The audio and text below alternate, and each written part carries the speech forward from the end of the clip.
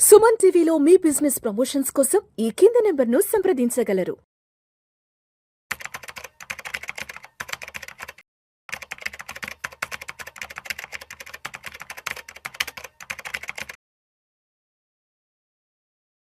నమస్తే, నా పేరు హర్ష. మనం స్టాక్ మార్కెట్‌లో ఏదైనా షేర్ కొన్నప్పుడు దాని షేర్ ప్రైస్ పెరుగుతుందా లేదా అని అర్థం చేసుకోవడానికి మెయిన్‌గా 2 రకాల అనాలిసిస్ చేస్తామండి. ఒకటొచ్చి ఫండమెంటల్ అనాలిసిస్, మరొకటొచ్చి టెక్నికల్ అనాలిసిస్.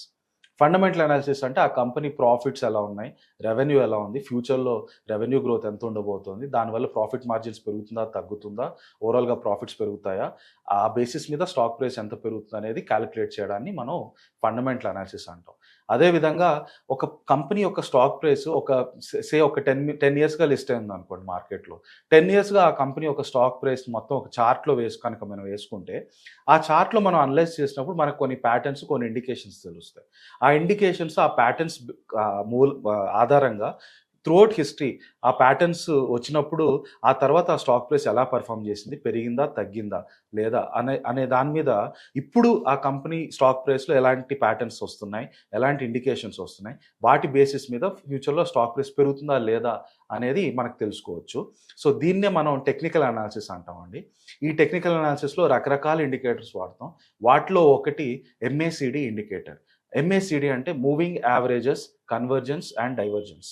సో ఈ ఎంఏసిడి ఇండికేటర్ బేసిస్‌గా స్టాక్ ప్రైస్ పెరుగుతుందా లేదా, అది ఎలా మనం తెలుసుకోవాలి అనేది ఈ వీడియోలో మనం చూద్దాం. సో మీరు స్క్రీన్ మీద చూస్తే నేను సింపుల్‌గా ర్యాండమ్‌గా ఈ స్టాక్స్ తీసుకుంటున్నానండి. Tata Motors passengers vehicle. ఇది ఎటువంటి రికమెండేషన్ కాదు, బై ఆర్ సెల్. కేవలం మీకు ఎంఏసిడి ఇండికేటర్ అర్థం చేసుకోవడం ఎలా, దాని బేసిస్ మీద స్టాక్ ప్రైస్ పెరుగుతుందా లేదా అనే దాని కోసం మాత్రమే యూజ్ చేస్తున్నాను. సో ఈ టాటా మోటార్స్ ప్యాసింజర్ వెహికల్ ఈ స్టాక్ ప్రైస్‌ని మనం చూస్తే దీంట్లో మనకు చాలా red colour, green colour candles కనిపిస్తున్నాయి కదండీ! రెడ్ కలర్ అంటే ఏంటంటే అప్పుడు స్టాక్ ప్రైస్ పైన ఓపెన్ అయ్యి కింద క్లోజ్ అయినట్టు. అలాగే ఇప్పుడు గ్రీన్ కలర్ క్యాండిల్ అంటే స్టాక్ ప్రైస్ ఇక్కడ కింద ఓపెన్ అయ్యి ఇక్కడ పైన క్లోజ్ అయినట్టు. సో పెరిగిందా లేదా అనేది ఈ red colour, green colour basis మీద మనకు తెలుస్తుంది. ఎంత పెరిగింది, ఎంత తగ్గింది అనేది క్యాండిల్స్ మీరు చూస్తే కొన్ని క్యాండిల్స్ చాలా పెద్దగా ఉంటాయి, కొన్ని చాలా చిన్నగా ఉంటాయి. ఇంత పెద్దగా ఉంది, గ్రీన్ కలర్‌లో ఉందంటే అర్థం బాగా పెరిగిందని అర్థం. ఇంత చిన్నగా రెడ్ కలర్‌లో ఉందంటే అర్థం కొంచెం తగ్గింది. అదే ఇది కొంచెం పెద్దగా రెడ్ కలర్‌గా ఉంది కదండీ! సో దీంతో పోలిస్తే కాస్త ఎక్కువ తగ్గింది అండ్ రెడ్ కలర్‌లో ఉందంటే తగ్గింది అని అర్థం. సో ఈ చార్ట్ మీద నేను ఎంఏసిడి యాడ్ చేశానంటే మీరు ఈ పైనున్నది స్టాక్ ప్రైస్ చార్ట్ అండి. కింద చూస్తే ఈ బ్లూ లైన్, ఆరెంజ్ లైన్, ఈ గ్రాఫ్‌నే మనం ఎంఏసిడి గ్రాఫ్ అంటామండి. దీని పేరు ఇక్కడ మీరు లెఫ్ట్‌లో చూడొచ్చు, ఎంఏసిడి అని. సో ఈ గ్రాఫ్‌ని ఎలా అర్థం చేసుకోవాలి, ఈ గ్రాఫ్ బేసిస్ మీద స్టాక్ ప్రైస్ ఫ్యూచర్‌లో పెరుగుతుందా లేదా అనేది ఎలా తెలుసుకోవాలని మనం చూస్తే, ఎప్పుడైనా సరే ఈ బ్లూ లైన్ కనుక ఆరెంజ్ లైన్‌ని దాటుకొని పైకొచ్చిందనుకోండి, అక్కడి నుంచి స్టాక్ ప్రైస్ మంచి బుల్లిష్ మొమెంటంలో ఉన్నట్టు అర్థం. సో బ్లూ లైన్ కనుక ఆరెంజ్ లైన్‌ని క్రాస్ చేస్తే అక్కడి నుంచి స్టాక్ ప్రైస్ పెరుగుతుంది అని మనం అర్థం చేసుకోవచ్చు. సో ఇక్కడ మీరు చూసారంటే 2020 ఆ టైంలో జూన్‌లో blue line orange line cross చేసి పైకొచ్చింది. అక్కడి నుంచి బ్లూ లైన్ పెరుగుతూ ఆల్మోస్ట్ మార్చ్ 21 అండ్ మార్చ్ 21లో ఆ బ్లూ లైన్ ఆరెంజ్ లైన్‌ని దాటుకొని మళ్ళీ కిందకొచ్చింది. సో ఈ మే 20 నుంచి మార్చ్ 21 వరకు స్టాక్ ప్రైస్ ఎలా ఉందో చూద్దాం.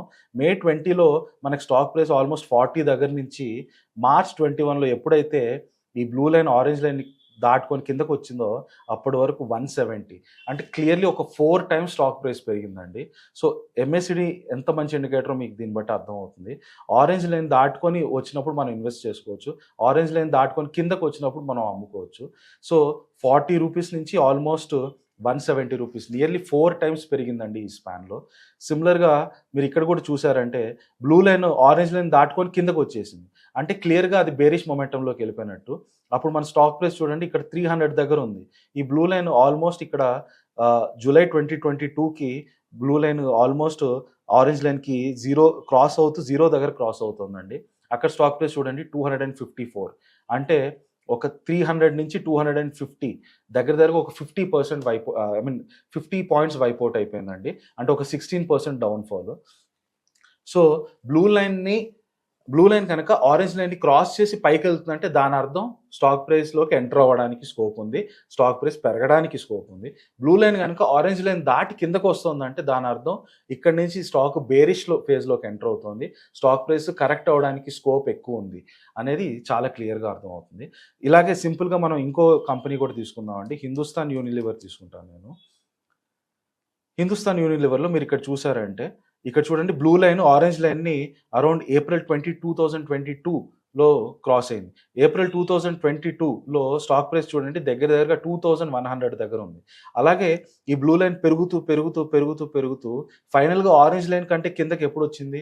అక్టోబర్ 2022. అప్పుడు స్టాక్ ప్రైస్ చూడండి దగ్గరగా 2600 దగ్గర ఉంది.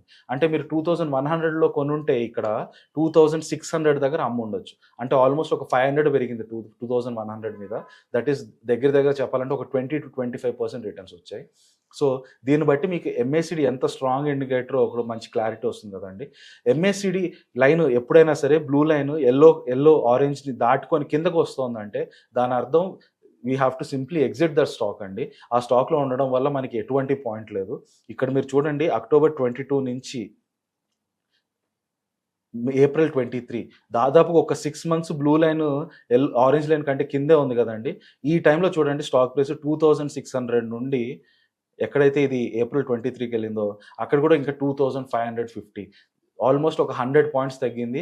అదే రేంజ్లో స్టాక్ ప్రైస్ అటు ఇటు మూవ్ అవుతుంది. మీరు ఎంఏసిడి లేకుండా ఒట్టి స్టాక్ ప్రైస్ చూస్తే మీకు ఇక్కడ నుంచి ఇది పెరుగుతుందా తగ్గుతుందా అనేది చాలా క్లారిటీ రాదు. అదే మీరు ఈ స్టాక్ ప్రైస్తో పాటు ఎంఏసిడి లైన్ చూడండి, క్లియర్గా తెలుస్తుంది మనకి బ్లూ లైన్ ఆరెంజ్ కంటే కింద ఉంది అంటే బేరిష్ మొమెంటంలో ఉంది. సో ఈ పాయింట్లో ఎంటర్ అవడానికి ఎటువంటి పాయింట్ లేదు. ఈ స్టాక్ నుంచి దూరంగా ఉండడం చాలా మేలు అని ఈ లైన్ మనకి చాలా క్లియర్ ఇండికేషన్ ఇస్తుంది. మనం అదేవిధంగా ఇంకేదైనా కంపెనీ తీసుకుందాం అండి, భారత్ ఎలక్ట్రానిక్స్. నేను వన్స్ అగైన్ ఈ కంపెనీస్ నేను చాలా ర్యాండమ్గా సెలెక్ట్ చేస్తున్నాను. ఇవి ఏవి కూడా మీకు బై ఆర్ సెల్ రికమెండేషన్ కాదు. అండ్ ఆల్సో నేను మీకు హిస్టరీలోని చూపిస్తున్నానండి. 2022, 23, 24 ఈ టైంలో ఏం జరిగింది ఈ లైన్ ప్రకారం చూస్తే లేటెస్ట్గా నేను మీకు ఏది చెప్పట్లేదు. సో దయచేసి దీన్ని బై ఆర్ సెల్ రికమెండేషన్గా మాత్రం చూడకండి. భారత్ ఎలక్ట్రానిక్స్ చూడండి, ఇక్కడ ఏప్రిల్ 23లో బ్లూ లైన్ ఆరెంజ్ లైన్ని క్రాస్ చేసి పైకి వస్తుంది. ఇక్కడ మీరు క్లియర్గా కనిపిస్తుంది. ఆ టైంలో మనకి స్టాక్ ప్రైస్ ఎంత ఉందండి? దగ్గర ఒక 100 దగ్గర ఉందండి. ఏప్రిల్ అదే బ్లూ లైన్ పెరుగుతూ ఇక్కడ ఆరెంజ్ టచ్ అవ్వడానికి అంటే ఆరెంజ్ నుంచి కిందకి రావడానికి వచ్చేసరికి 136 వెళ్ళింది. అంటే ఆల్మోస్ట్ 36% రిటర్న్స్ అండి మనకి. అండ్ ఇంకా మీరు లాంగ్ టర్మ్లో చూస్తే ఇక్కడ చూడండి ఏప్రిల్ 25లో ఇది బ్లూ లైన్ ఆరెంజ్ లైన్ దాటుకొని ముందుకు వస్తుంది. ఆ టైంలో ఎంత ఉందంటే స్టాక్ ప్రైస్ దగ్గరగా 250 దగ్గర ఉంది. అండ్ ఫైనల్గా ఈ బ్లూ లైన్ ఇక్కడ నుంచి పెరుగుతూ బ్లూ లైన్ ఆరెంజ్ లైన్ కంటే కిందకి ఎప్పుడు వచ్చింది? జూలై 25లో వచ్చింది. జూలై 25 స్టాక్ ప్రైస్ చూడండి దగ్గరగా 400 దగ్గర ఉందండి. సో ఒక 250 దగ్గర కొని ఉంటే మీకు ఇక్కడ 250 దగ్గర కొని ఉంటే 400 వరకు వచ్చేదండి. 150 పాయింట్స్ పెరిగింది. సో ఎంఏసిడి ఎంత మంచి ఇండికేటర్, ఎంత స్ట్రాంగ్ ఇండికేటరో మీకు ఈ ఎగ్జాంపుల్స్ బట్టి తెలుస్తూ ఉంటుంది. సో ఓవరాల్గా ఈ వీడియో ఉద్దేశం ఏంటంటే మీకు ఎంఏసిడిని ఎలా చదవాలి, ఎంఏసిడి బేసిస్ ఆధారంగా స్టాక్ ప్రైస్ పెరుగుతుందా లేదా అని ఎలా తెలుసుకోవాలని మాత్రమే. దయచేసి ప్యూర్లీ ఎంఏసిడి బేసిస్ మీద మాత్రం ఏ స్టాక్లో ఇన్వెస్ట్ చేయకండి. ఒక స్టాక్లో ఇన్వెస్ట్ చేయాలా లేదా అనే దానికి ఒక 100 ఇండికేటర్స్ ఉంటాయి. వాటిలో ఎంఏసిడి కేవలం ఒక ఇండికేటర్ మాత్రమే. ఎంఏసిడిని ఎలా అర్థం చేసుకోవాలి అనేది మాత్రమే ఈ వీడియో యొక్క ఇంటెన్షన్.